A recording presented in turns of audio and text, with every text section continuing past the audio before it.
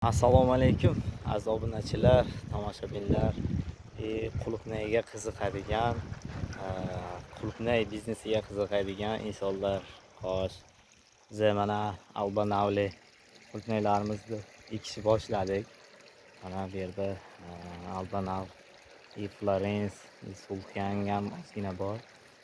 Ona ko'chat ekishni boshladik. Mana shu yerda ona ko'chat tomchilab sug'orish sistemasi qilingan. Boshidan boshlasak, tomchilab sug'orish sistemasiga mana shunday filtrlar o'rnatilgan. Filtr bizda katta filtr birdaniga. Filtrlarni ko'rsatib o'taylik.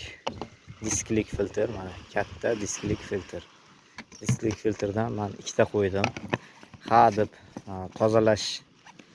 tozalayotmaysiz. Ikkita filtr qo'ysa, suvni ham yaxshi o'tkazadi. Mana bu yerda papiloklik nasos bor.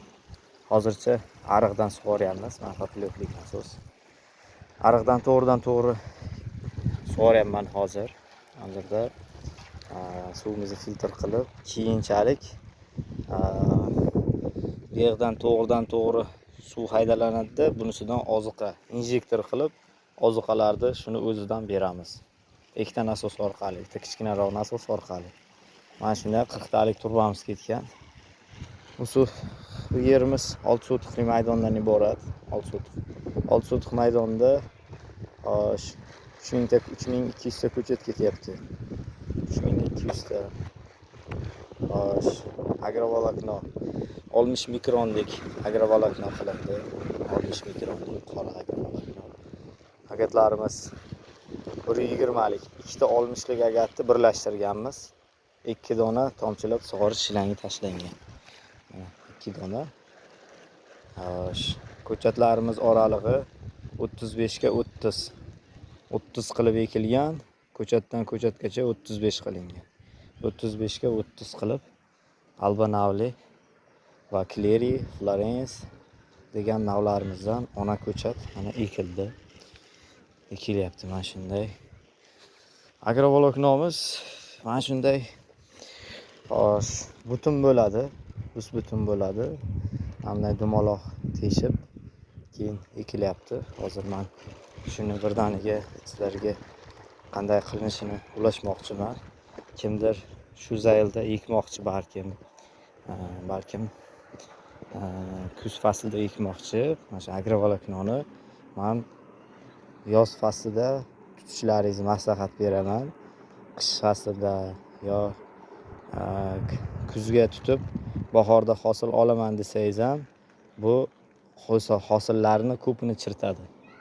Hosil chiritishga olib keladi. Buni faqat yozda tutsangiz maqsadga muvofiq bo'ladi. Yozda sababi yozda kun issiq bo'ladi. Qo'yilgan suvni sirazi o'ziga shinmay darrov quriydi.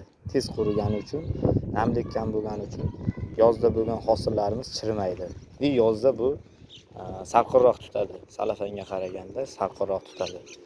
Bizda mana bu agat ustiga shablon sifatida tomchilab sug'orish shilangini tashlab olganman. 15lik ikkitasi bitta tashlasak 30 bo'ladi. Shu 30 qilib teshilyapti. Mana bunday instrumentimiz bor. Sal shovqinroq, lekin balandroq gapiraman. Xo'sh, mana bunday garelka, payatni lampani garelkasi mana bunday yasab olganman.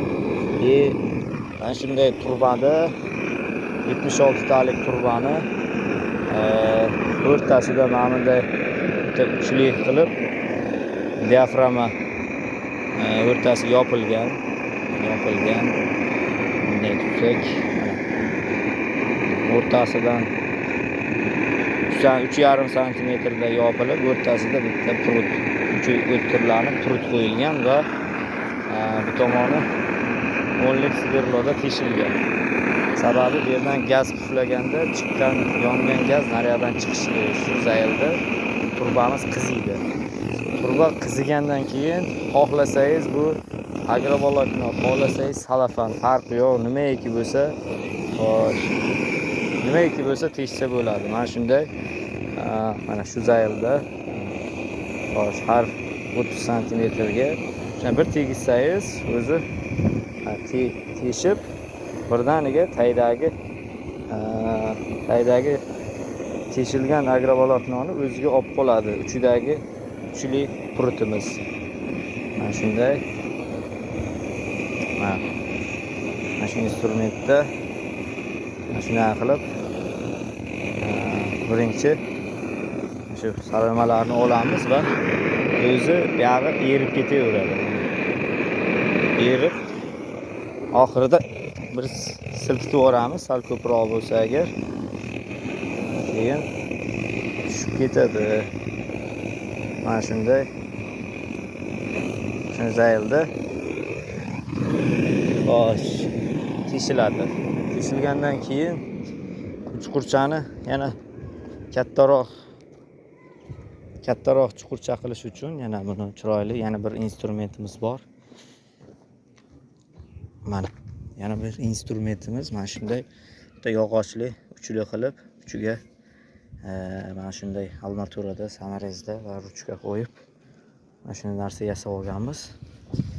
Keyin mana shunda shu bosamizda sal hozir yerimiz sal quruqroq, shuning uchun nargilari nam edi.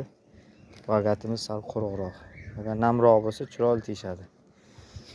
Keyin mana shunday ko'chatimiz bor. Mana ko'chatimiz 40 talik kasetada ko'chat qilganmiz. Chiroyli, ideal.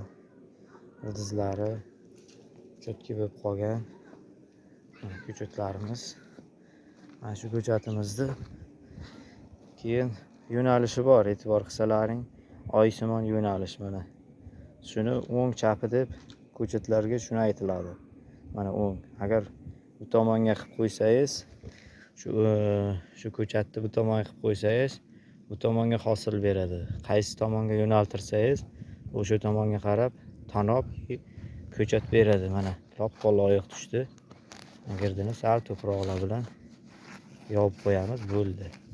Mana ko'chatimiz tappa tayyor. Eng oson usul mana shunday qilib ekish.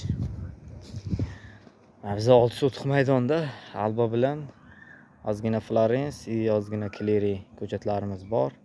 Shularni ekib, matishni qilib ko'paytirmoqchimiz va bundan hosil ham olamiz. Ham hosil, ham ko'chat olamiz. Xo'sh. Biza kuzatib borsangiz, obuna bo'lib, like bosib, kommentariyalarga yozib boringlar.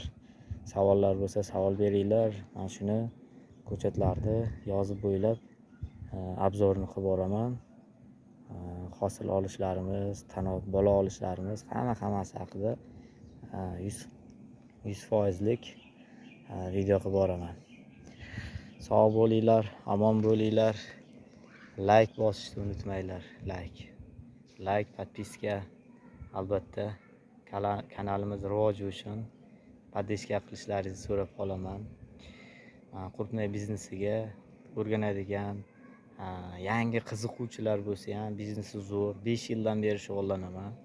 5 yildan beri shu Qurtnay biznesiga kirib keldim.